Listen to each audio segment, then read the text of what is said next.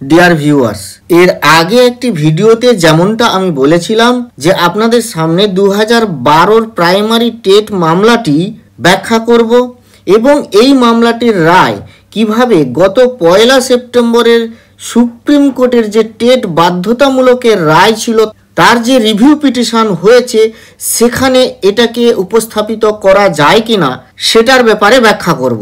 আমার কাছে অনেকেই জানতে চাইছেন যে অনেকেই যারা টেট 90 বা 100 নম্বরের টেট দিয়েছে তাদের এই টেট পরীক্ষাটি বা টেট সার্টিফিকেটটি ভ্যালিড হবে কিনা, তো তারও কিছুটা আভাস আপনারা এই ভিডিওতে পেতে পারেন। কারণ এই ভিডিওতে যে মামলাটি কথা বিশ্লেষণ করব সেই মামলাটির প্রতিটি ছত্রে ছত্রে বিভিন্ন বক্তব্য কিন্তু আপনাদের সমস্ত সন্দেহের উত্তর দিতে পারে। তো সেই কারণে ভিডিওটি পুরোটা দেখতে থাকুন, আশা করি আপনার সমস্ত সন্দেহ দূর হবে। দেখুন, এই কেসটি প্রথম ফাইল হয় 2013 সালে।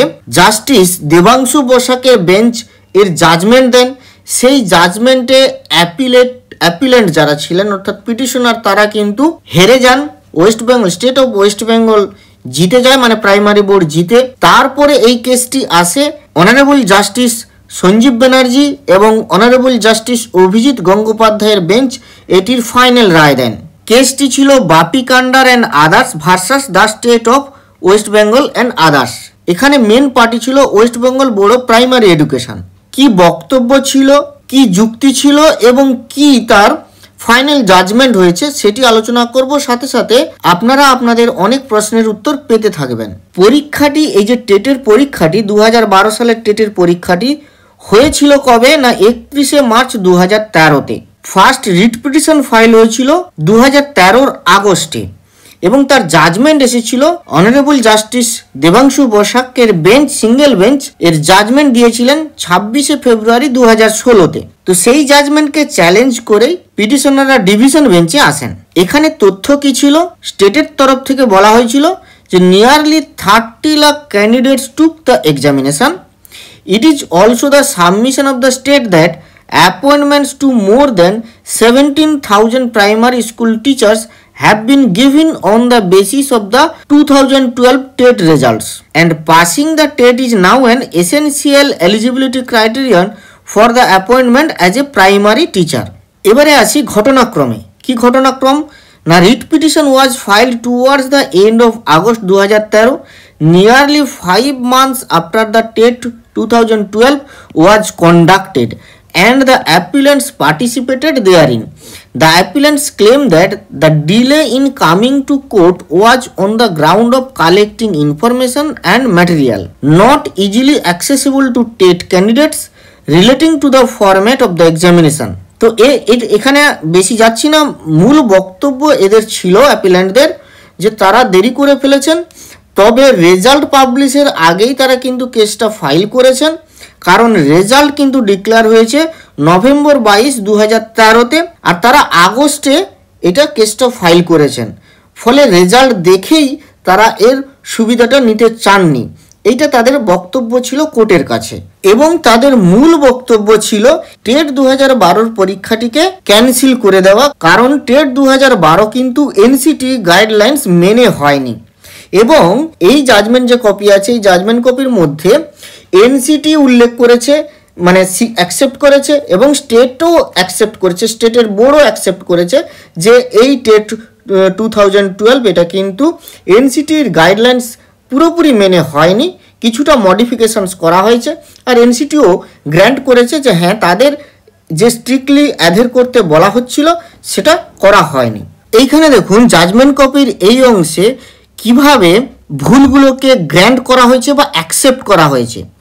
At this stage if it were to be held that TET 2012 was completely invalid as it did not adhere to the NCT guidelines of February 11, 2011, it would cause a serious disruption and it would be opposed to public interest. কোর্টের তরফ থেকে একথা বলা হচ্ছে যে এই ভুলটা হয়েছে, কিন্তু কোন গ্রাউন্ডে সেটাকে অ্যাকসেপ্ট করে নিতে হচ্ছে দেখুন, it would cause a serious disruption and it would be opposed to public interest.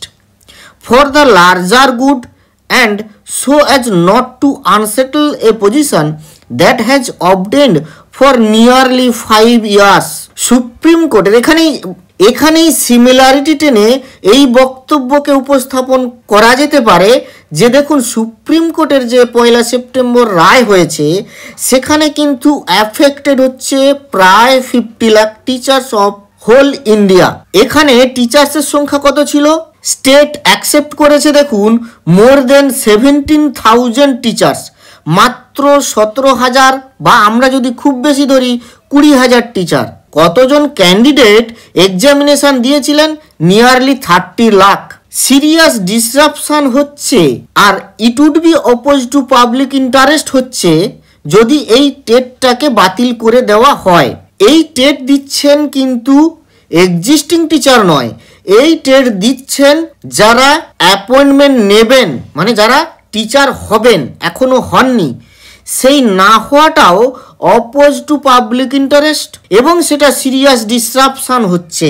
আর গত 1 সেপ্টেম্বরের সুপ্রিম কোর্টের রায়ে 50 লক্ষ টিচারের চাকরি ছাঁটাই হয়ে গেলেও সিরিয়াস ডিসরাপশন হবে না এবং এক্ষেত্রে কোনো পাবলিক ইন্টারেস্ট ব্যাহত হবে না। আমি এই জাজমেন্ট কপির বেসিসে যা যা সিমিলারিটিজ টানতে পারছি সেটাই আপনাদের কাছে তুলে ধরছি। এখানে আমার উদ্দেশ্য জাজমেন্ট বা জাজেসদেরকে কলুষিত করা নয়, শুধু দুটি জাজমেন্টকে পাশাপাশি রেখে তুল্যমূল্য বিচার করছি মাত্র। 50 লাখ টিচার যেখানে অ্যাফেক্টেড হচ্ছে প্রায়, যেটা বলা হচ্ছে বা শুনছি, এবং হোল ইন্ডিয়া বেসিস, এবং আপনারা জানেন এটা সায়েন্টিফিক্যালি বা স্ট্যাটিস্টিক্যালিও, এটা আমি আগে ভিডিওতে বলেওছি, স্ট্যাটিস্টিক্যালি মানে অ্যাকসেপ্টেড যে একটা যদি কোনো পরীক্ষা হয়, টেট পরীক্ষা, সাধারণত 2 থেকে 15% ক্যান্ডিডেট হচ্ছে যারা পাস করেন, মানে পাসের হারটা এইরকমই, এই স্ট্যান্ডার্ড যে পরীক্ষাটা হয়। তাহলে সেখানে ডিসরাপশনের জায়গাটা কোন জায়গায় পৌঁছতে পারে একবার ভাববার বিষয়। যেখানে ক্যালকাটা হাইকোর্টের মানে 2 জাজেসের ডিভিশন বেঞ্চ যেখানে উল্লেখ করছেন যে it would cause a serious disruption and it would be opposed to public interest.